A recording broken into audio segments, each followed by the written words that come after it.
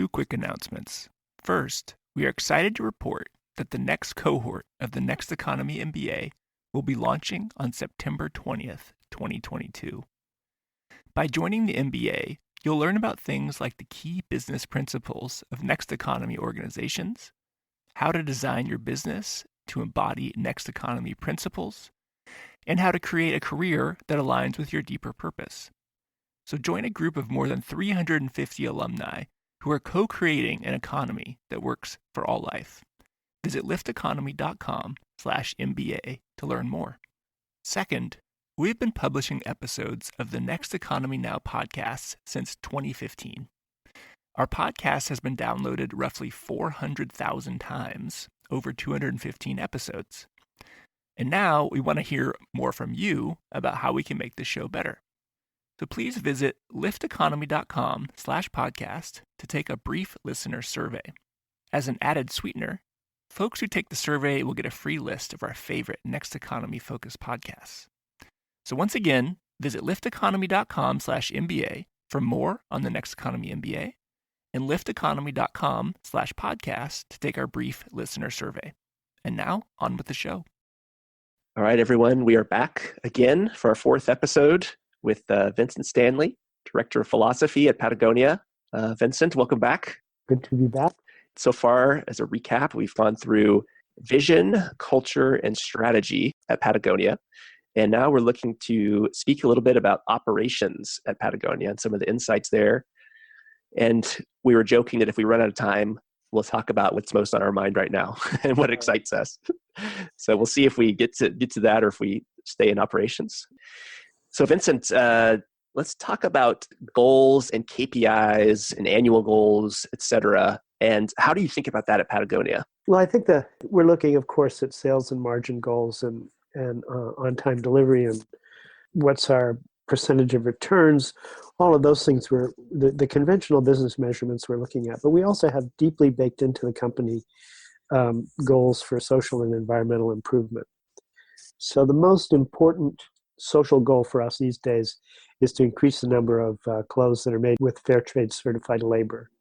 And that program, which began with 9 yoga styles in the fall of 2014, has now become quite substantial. Can't recall quite the number of factories, but we're using fair trade certified labor for some of our major styles, and something like half the styles in the spring season and more in the winter season are sewed by workers who are getting a bonus, and they elect a committee that determines how that bonus is going to be paid, whether as funds or whether as, I think one factory, they elected to buy bicycles so people could get home to their kids faster. It's up to them on how to use the money. And that program, I think, we were surprised at how rapidly it spread. And I think it did spread so rapidly because the factory owners got behind it, seeing that how engaged their employees were by this effort and how it changed the feeling of the workplace. So for us, I'd say that there's a major difference in the past 10 years in how we approach goal setting and how we approach our sense of achievement. So that 10 or 15 years ago, the environmental goals would have belonged more to the environmental department, and they would be developed by the environmental department and handed over to operations as a goal, or developed in cooperation with operations.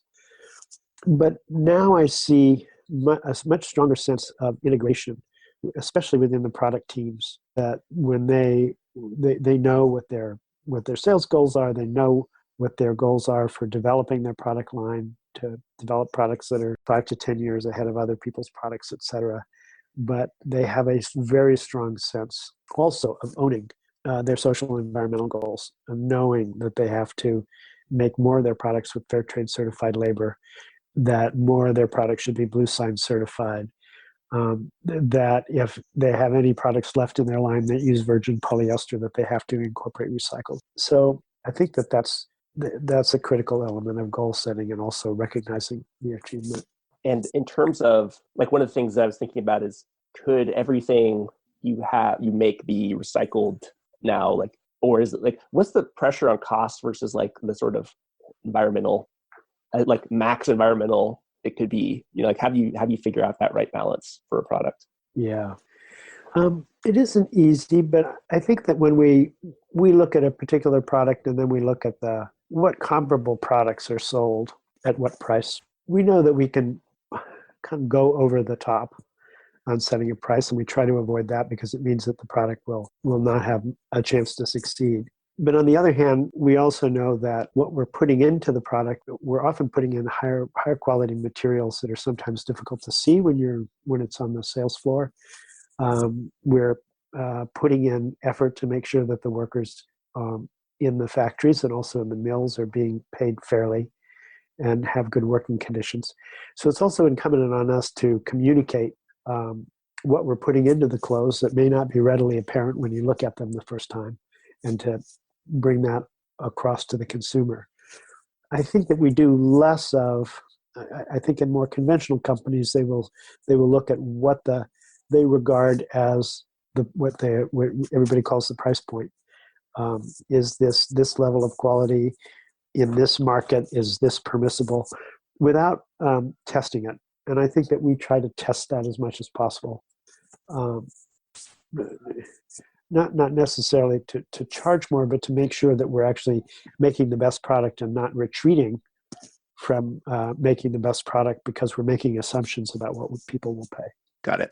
Yeah. So one of the things that brought up is, do you do customer insights for like setting the price? Like, do you get 8 people in a room and ask them type thing, or like how do you figure out what that price point is that's the right number?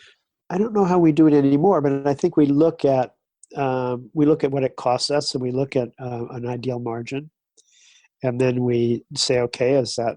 And then we look at comps for what other companies produce. So I think it's done that way rather than, it's certainly not done on the basis of going out and asking people what they'll pay, because they may not know what we're producing. Yeah. And what people say and what they actually do is different too. It can be different. So yeah, we're not producing clothes that way. So we really do. I mean, traditionally we look at the objective margin that we think we need, and then we look at the cost, and then we see how far off we are. And we might do things like, eliminate a pocket or something like that. But we're pretty sensitive to reducing the quality of the materials, and very, very sensitive to not sacrificing quality and environmental performance in order to achieve a certain price. The other thing I think that's significant, and we talked about that a little bit before, is that we do operate with tremendous constraints. A conventional clothing company can go out and use any number of off-the-shelf fabrics to produce a piece of clothing, and we operate with only a very small number of fabrics. We know they've been certified okay by Blue Sign. We know what mills they're made in. We know how they perform. We've tested them. But those constraints also force us to really know what we're working with. And by knowing what we're working with, we can often make innovations that actually make a significant difference in the performance of a product. When you're innovative, you have much less pressure to produce a lower price, because you're not dealing with a kind of familiar expectation. When you come out with a nano-wear, there's no set idea for what that nano-wear should cost. Yeah. This sort of there's a few random questions coming up. Is like, what's the best-selling piece of Patagonia clothing of all time? Is there something that is like, this is our clear bestseller of all time? Well, probably, I think there are a few of those, but I think the Snap Tee, Chinchilla Snap Tee, is a product that was introduced in 1987, and at the time was the most highly technical piece of insulation a mountaineer could have, and now would be regarded as sportswear or as cabin wear, because its materials have become lighter and warmer and stretchier, etc. But it's still a very popular piece. Baggies are another product that have been in the line for 30 years. Stand-up shorts, not quite the seller. Better sweaters are very, very strong for us. So the Snap Tee is like the fleece pullover? Yes, like exactly. A 3/4 snap? or Yeah, whatever. exactly right. That's funny because when you said chinchilla snap tea, I was like, oh, is that a T-shirt? But because I guess it would be some sort of fleece, but it turns out I was Yeah, talking about the same it is. thing. It is Okay. a familiar piece. And is that still, like, as of today, do you think that's still the best selling? Well, I don't know that it's the best-selling item, but over that 30-year period, it's been a strong seller, and it's been a recurrent. I mean, it's been a very strong seller the last few years. It became once again a very popular piece on college campuses. So it's had not 9 lives, but about 3 of them. I want to give a shout out to the Performance Twill jeans I'm wearing. I have 3 pairs of these, and they're like, I don't wear any other pants now. Oh, great. They're so All right. comfy. Well, thank you. That's stretchiness. Yeah. Okay. Back to operations. So reporting, we kind of said to what extent is financial reporting useful, and maybe you could talk a little bit like what types of reporting you do, and then maybe we could talk about some of the standards and like Higg Index, the Sustainable Apparel Coalition, et cetera. Yeah. Right. I think we're looking at all of the data that any business our size or of any size would look at in terms of our profitability by line or profitability by sales channel. We're always looking at very complex reports on the quality of our goods. I think there are a couple of protocols that we use that we did not develop ourselves that are very useful for the company, and most companies our size would not use, and that would be the B Corp impact assessment, which is the most holistic look at the company's practices, because it tells us how we're doing with our employees, with the communities that we're doing business in, with customers, and how we're treating nature. And it's enough of a third-party look at the company that we get surprises. We find out that we're not doing as well as we thought we were doing in certain areas, and then make an effort to do improvements. That I think the first time we took the B Corp impact assessment, we were much lower on the community score than we were on others, and we took some steps in order to improve our performance there. The other, we helped start the Sustainable Apparel Coalition, and that in 2011, and that has grown into an organization that has about 150 members who make 40% or more of all the footwear and apparel sold in the world. And what that organization does for us is they develop something called the Higg Index that has several different modules. One module looks at the environmental impact of individual factories, greenhouse gas emissions, energy used, waste generated, water used.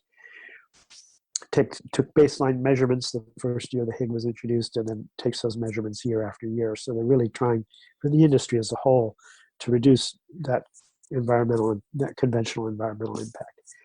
The second is a little more complicated, which is the Higg Index looks at different processes and materials that are, and compares them in terms of their environmental and social impact.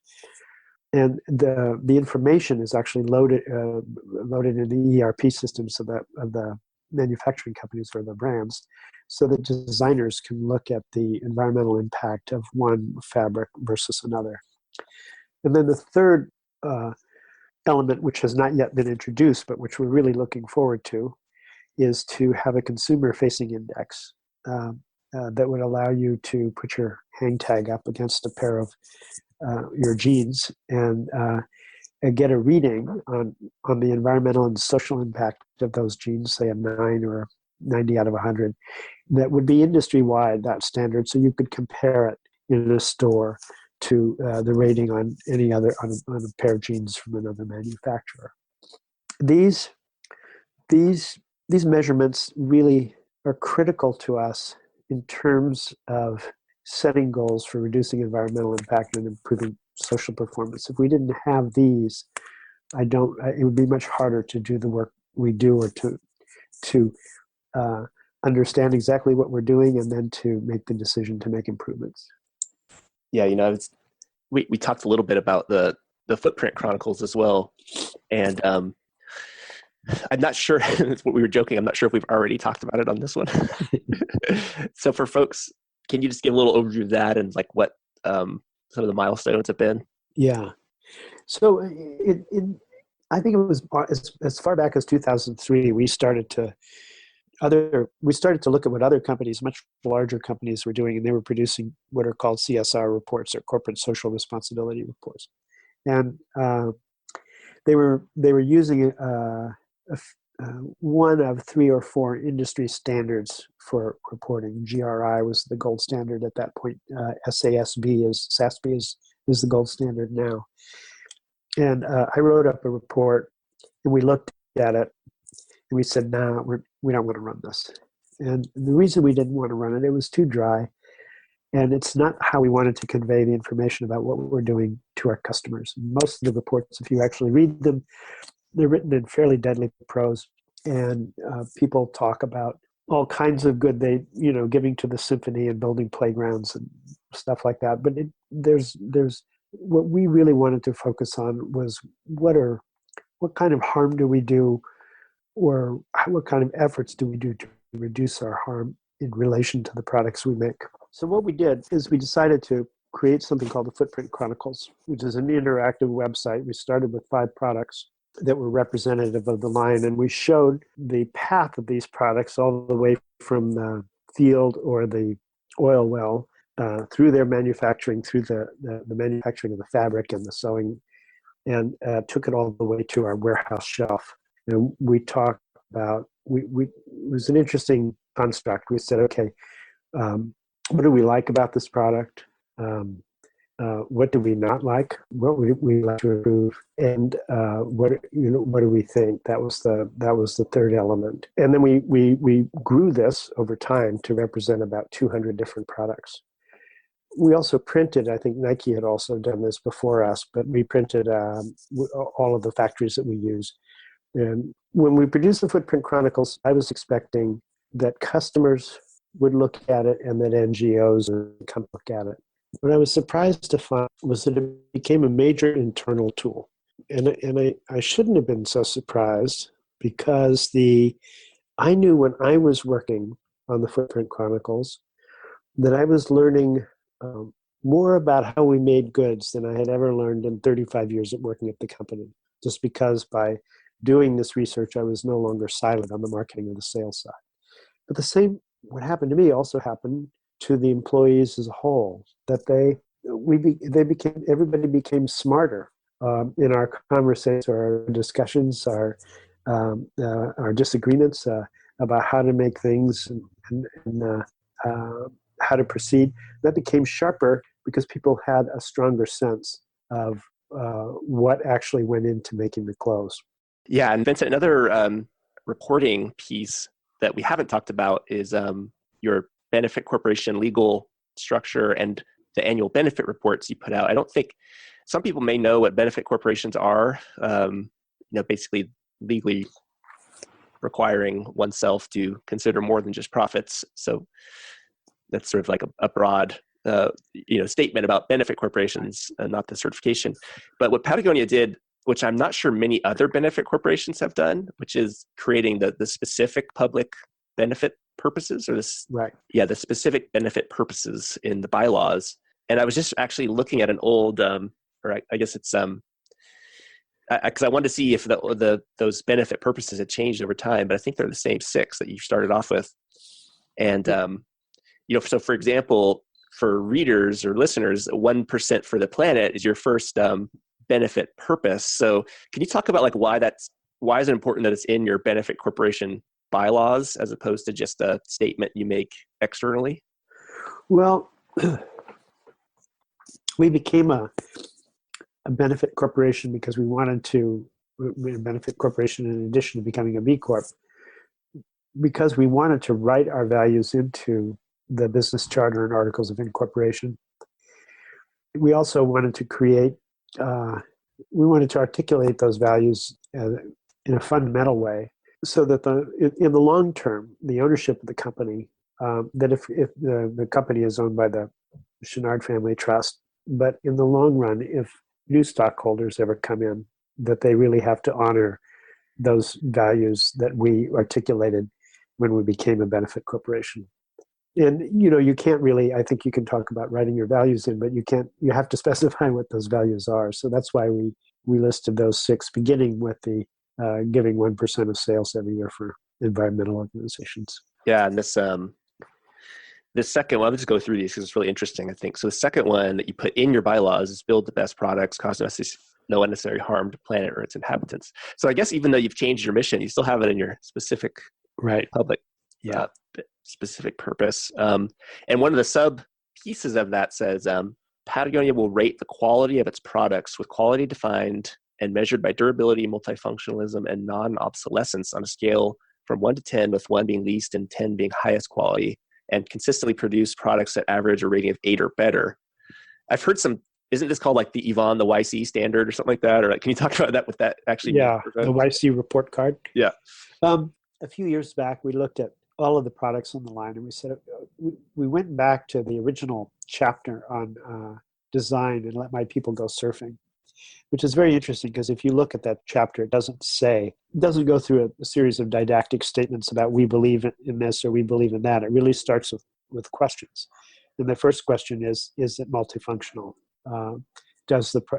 Second question, does the product perform well for its intended use? Is it durable? Those are the top 3. And so what we did with the report card is there were 19 questions, and we condensed those down to 10. And what we do right before the line becomes final, right before we commit to making it, is we have all of the people concerned sit down in a room with a deck of cards, and it's very important to have the right people determine the particular performance of a garment in particular ways. So it's not the marketer who determines the environmental performance. It's the environmental department is looking at it, and they put down an 8 if it's an 8 or a 9 if it's a 9. It's not the product manager who determines whether the product performs for its intended use. It would be somebody from the team that does product testing both in the field and in the lab. So we do that every time. We did that for all products the first season, and then any time we redesign a product or introduce a product, we submit it to the same test. And overall, if it falls below a 7, we usually it doesn't make it into the line. Often there will be a little delay, and then we'll make improvements to the product so that it will meet those criteria. Yeah, so it's not the design team themselves rating it after they've designed it. Exactly. Yeah. Or the product management team. Yeah. Yeah. Okay. And I was just noticing that within this build the best product, cause necessary harm, there's a note in the 2017 Benefit Corp report saying that 70,337 garments were repaired globally, of which 50,000 of those were in Reno.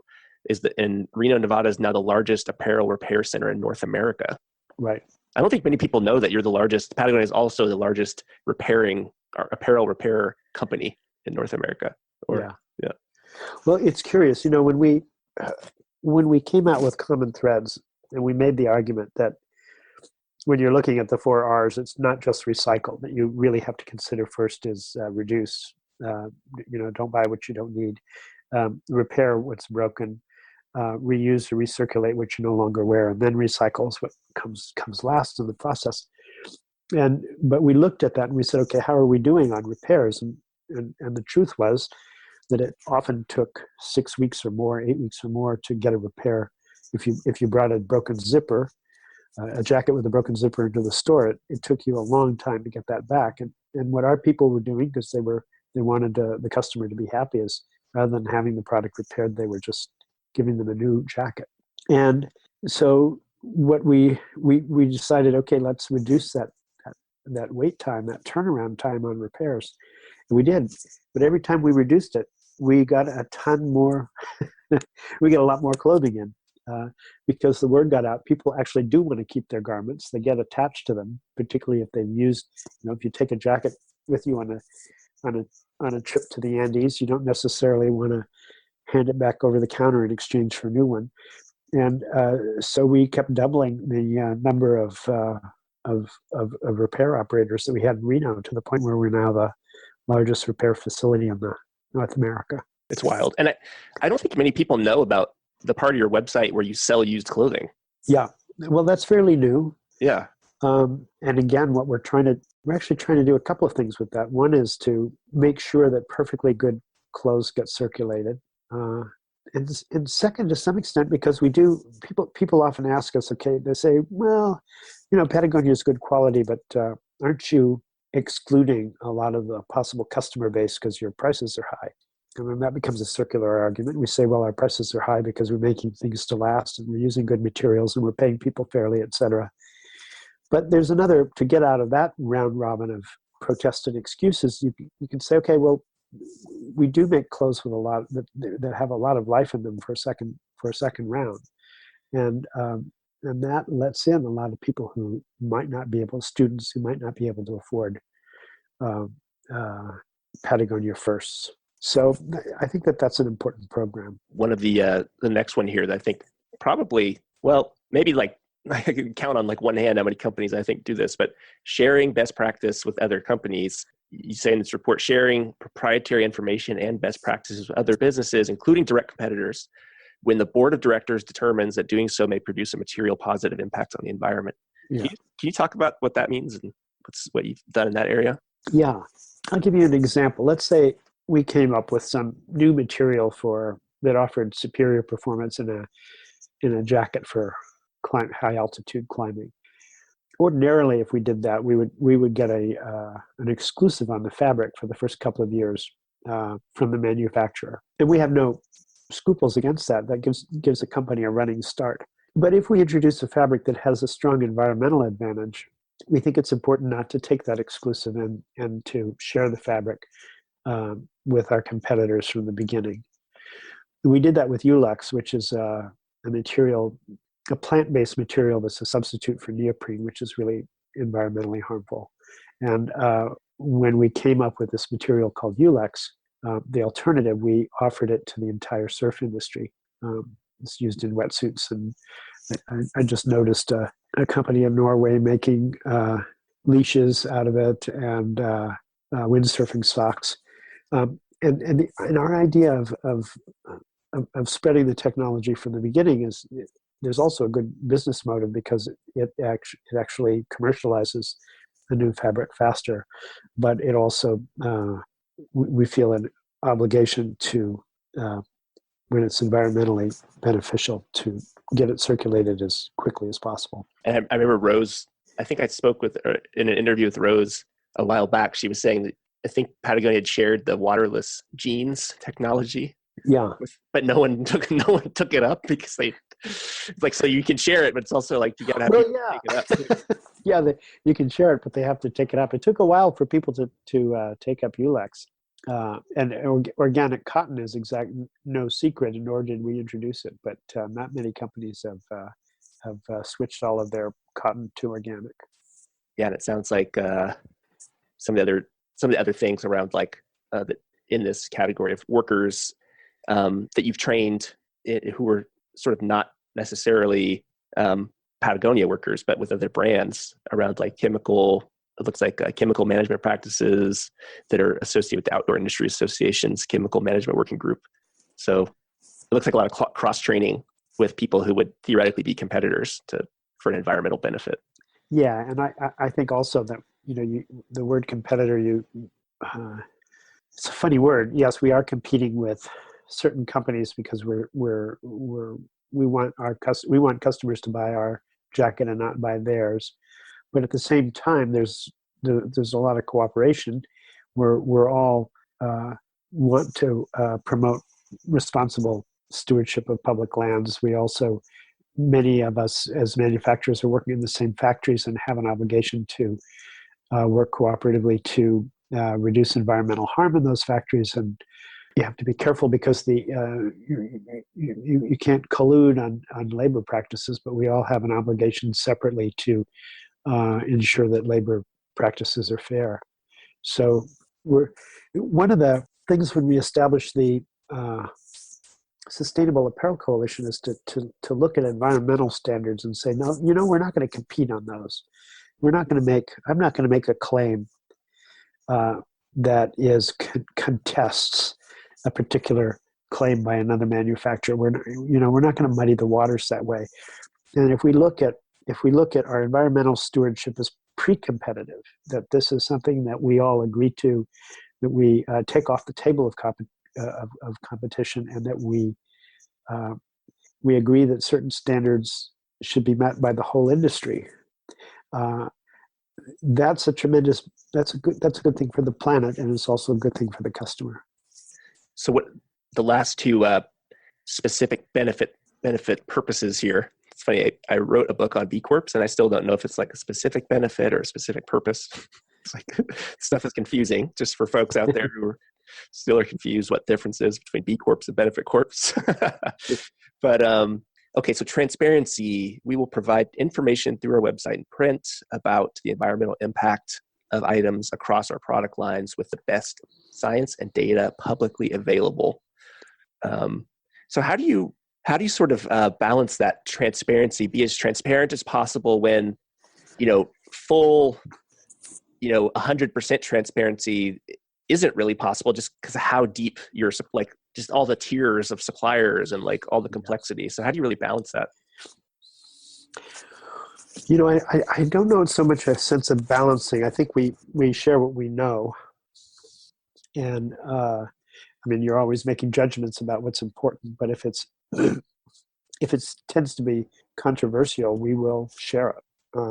We want people to be thinking seriously and making evaluations about products or processes that might be environmentally or socially harmful and that need to be addressed.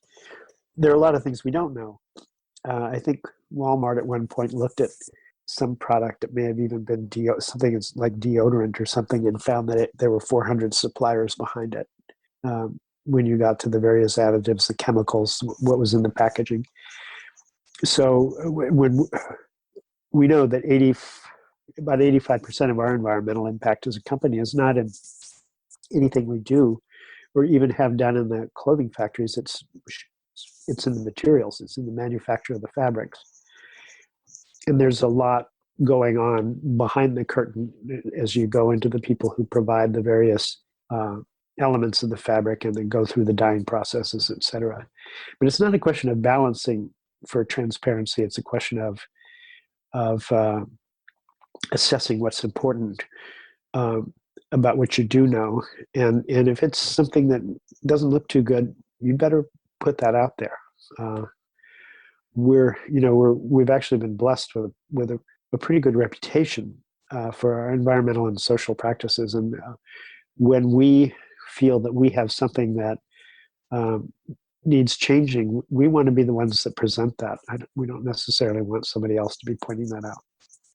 And then is there ever like because you probably open yourself up for criticism potentially if something bad comes up. So how do you balance that? Or, because I think most companies are like, well, I don't want to be transparent on all this because I'll get hammered in the press or something. So how do you think about that?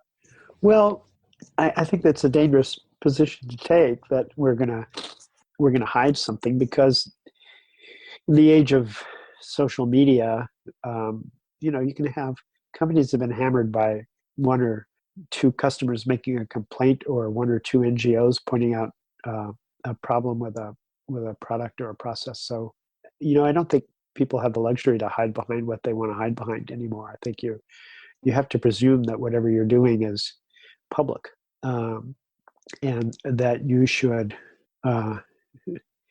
There's another way to look at it too, which is, this is we've talked about this before. We live in dangerous times. We live in a time when this twin crisis, the social crisis and the environmental crisis, are considerably worsening, and it's going to take all of our talents and our efforts to help restore communities and nature to health. And it's going to be the role of business to clean up its own act. It's also the role of business to determine what kinds of products it's going to make and whether they're actually good for people on the planet. But if you're doing that, you need to be transparent, because you need the help of all your friends. If you're actually trying to make improvements, you want people to know what the situation is and to be able to offer a hand to make the connections. By people, I can mean people within an organization, because companies that are hiding information from the outside are also hiding that information from the inside. And also that you want to share the if there's a problem, you want to be able to have the help of NGOs and universities and whoever else can help you solve it.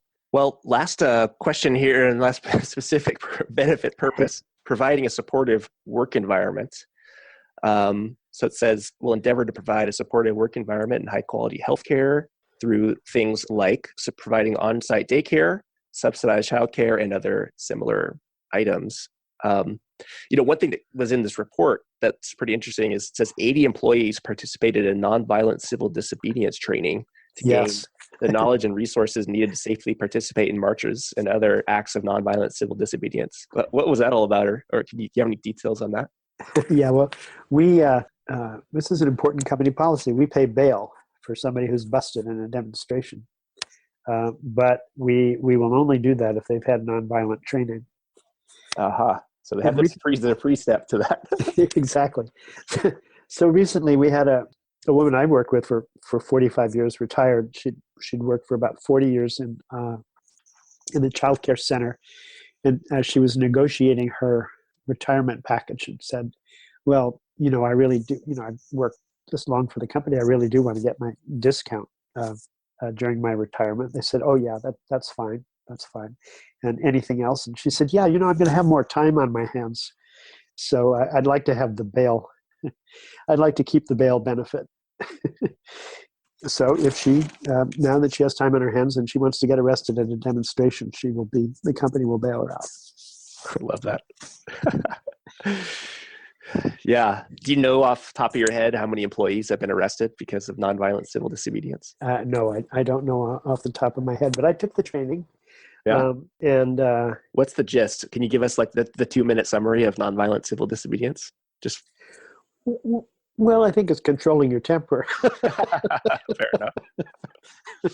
And it's in the tradition of the civil rights, the nonviolent civil rights tradition, which is to be respectful and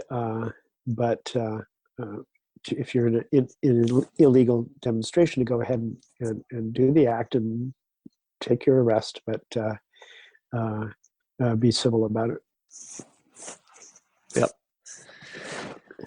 And in regards to, we talked last time about on-site childcare, one of the things that came up for me is like, how do you, because Patagonia is so well known for on-site childcare, but say I'm a retail employee in Palo Alto or something, how do you scale benefits? Do they get subsidized childcare at all? Or how do you, if you're not on-site in Ventura Yeah, we provide benefits for people who are not on site. We just introduced childcare a couple of years ago to Reno, which is where our warehouse is, and but that's the only other place where we have on-site childcare.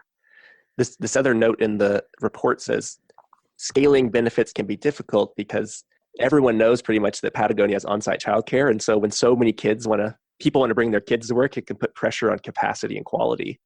So I'm curious, have you seen that at all? Like sort of having to really scale up the childcare services in Ventura or Reno because of just so much demand for the childcare facility?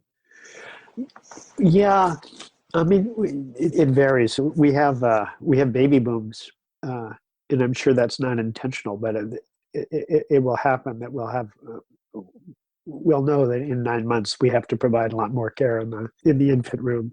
So we can plan for that. But we haven't really compromised the care. It is a really good program, and it's a very low ratio of childcare providers to kids. So it's expensive to run. But I think it's interesting what I see. I'm not a father, but what I've seen in observing the childcare over the decades is we have an interesting twin goal of producing kids who are pretty self-reliant and at the same time well socialized. So you have kids who are very confident about being able to interact with other kids and with grown-ups. And on the other hand, you have kids with a strong sense of themselves. We have a lot of emphasis on taking risks. This is not one of the. You have a society now in which a lot of parents are afraid to practically to let their kids touch the ground because there are so many things to be afraid of, and so navigating that and raising kids who can inoculate themselves against danger rather than just avoid it is really important. Yeah, the maybe in the last 10 or so minutes here, one of the things we had sort of dovetails with the flood of people who want to bring their kids to Patagonia is hiring generally, and we'd sort of talked about from a process standpoint, there being a lot of pieces in place around the hiring and training to get someone up to speed. Can you speak to what sort of steps go through to get someone sort of up to speed at Patagonia? I think over the last few years, we've been able to really improve the hiring and training process. So it's very difficult to get hired at Patagonia for one, we have a lot of applicants for each position. And second, if you get close to being hired, you're subjected to interviews not only with your potential boss and your boss's boss, but also the people who would be working for you, the people who would be working with you, and often people who aren't in your department, but that you would have regular interactions with in the job that's up for grabs. So that process takes a long time, several phone interviews, and then sometimes 3 visits to Ventura. And then the onboarding process is pretty complicated. We do take people climbing for an afternoon and surfing. Every new employee goes through a philosophy class with me. It's a 3-hour session in which we talk primarily about what does quality mean at Patagonia, and also what has been the environmental journey. What is the significance of environmentalism at Patagonia? So and there's a great deal of cross training involved, and I think this is all important and beneficial because you're bringing people into an environment that's not conventional. And you want people to understand not only what the written rules are, but what are the unwritten rules? What are the cultural biases? What's the ethos of the company? And I think that the process that we have now does a good job of that. A few years ago, I think we brought people in too quickly and turned them loose before without really providing the kind of support that people needed to come on board. So it sounds like there's at least some stuff, some philosophy with you. Is there I know Zappos does a 2-week boot camp where everyone does the same training. Is that something you all do, or is it really dependent on their job description or responsibilities? No, it depends on their job. I've forgotten what the training is for retail employees, but it's pretty extensive. Kind of in the Zappos vein, the training for the frontline employees. But it does vary for other kinds of positions, for accounting and IT, and even for product design. Those programs will not be. It won't be a boot camp that's shared by everybody. Those programs are more tailored. Got it. This is another random question that I was thinking about is, what do you do with people who take the "let my people go surfing" mantra a little too much? Like they go surfing for a whole day, and what do you do? Because I know Yvonne brags that he has an MBA, like management by absence or something like that, right? So are there folks that take advantage of it? Or how do you balance that when there's sort of an explicit, you should let people go when they want to go do something, but the people, do you have to reel people back in from taking that a little too much? I was just talking about that with someone, and I was thinking back in our early days when we had very little. Boy, we weren't much on process, and I remember. You have to understand here, we're going 35 years back, but I remember another manager coming to me and telling me that some employee had gotten away with 11 weeks vacation in the previous year because nobody really checked. The person was entitled to 2 weeks or whatever it was at the time. We're a long way from those days, but I think that what's really important to create in a culture are the strong positive examples. So I think partly because of people going surfing and partly because of daycare, there's a lot of covering for your colleagues. That if the waves are good and somebody wants to be out for 2 or 3 hours, you will make sure that person can do that. If people are very good about covering for family leave, which is 4 months for fathers as well as mothers. So there's a positive example there of working hard, of cooperating, of letting people take the time they need to do their individual thing. But there's also, I think, a kind of concomitant pressure, which says, okay, I'm given this freedom, but I am also working hard. Now, there are going to be some people who don't subscribe to that, and then it's a matter for them and their manager to have discussions. But I think it's more important, rather than to create a culture in which slacking is not permitted, it's more important to create a culture in which all the good things are encouraged. And then I think that people tend to look at that, and they say, people look at what goes on and they say, what are the real rules as opposed to the rules that are written down? What do people tolerate? What is honored here?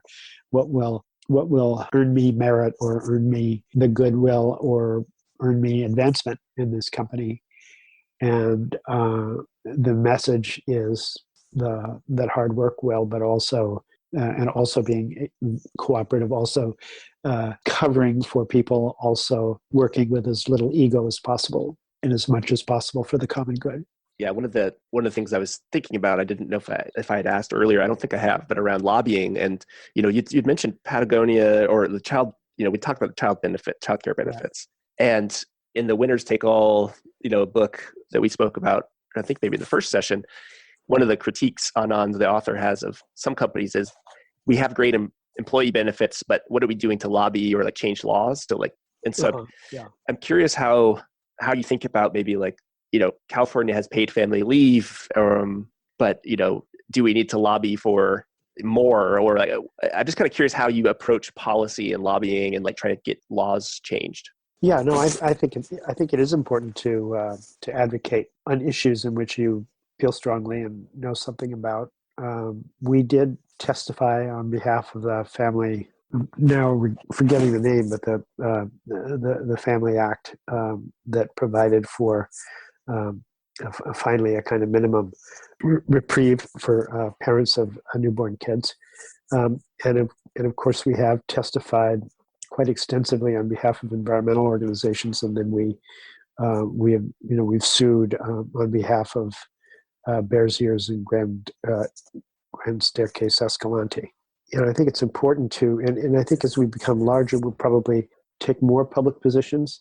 And I think our sense with this administration is that it's very important to take public stands on the things we know about and that are important to us.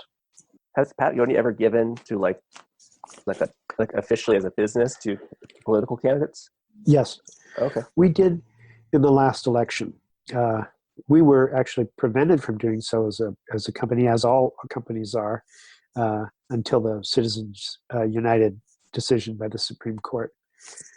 But in this last election, we endorsed 2 candidates, John Tester in Montana, who was running for re-election and had a really good record on public lands issues, and then also for the Democratic candidate in Nevada. And similarly, she had a really good record, and we felt in these 2 cases that it was very close to the bone, that these were issues we knew strongly about, and we should endorse. And they both won, which was gratifying. But you don't have a K Street lobbying firm in Washington, D.C. now that you guys have on payroll? No, we don't. No.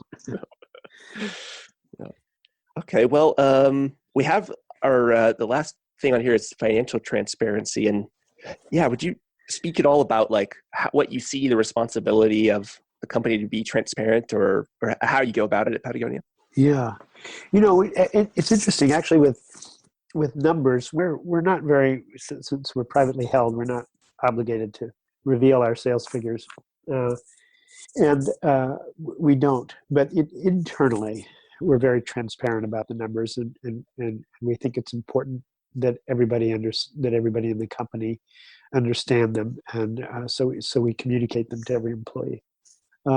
Interestingly enough, you can always find out how much Patagonia is selling because we're very upfront about how much we give to environmental causes. So you can extrapolate, just take that that 1% figure we give you for what we give for environmental causes, and you can figure out how much we're selling. Yeah, I have noticed that it seems like folks I've talked to at Patagonia are shy about saying when it's reached $1 billion in sales. Yeah.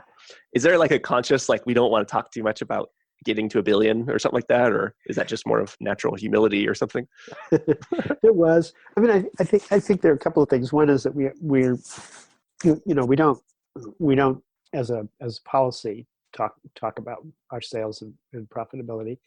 But second, I think that there was a sense in the company both, oh my gosh, we're getting to be $1 billion, and that means we're a certain size that we never thought we would be.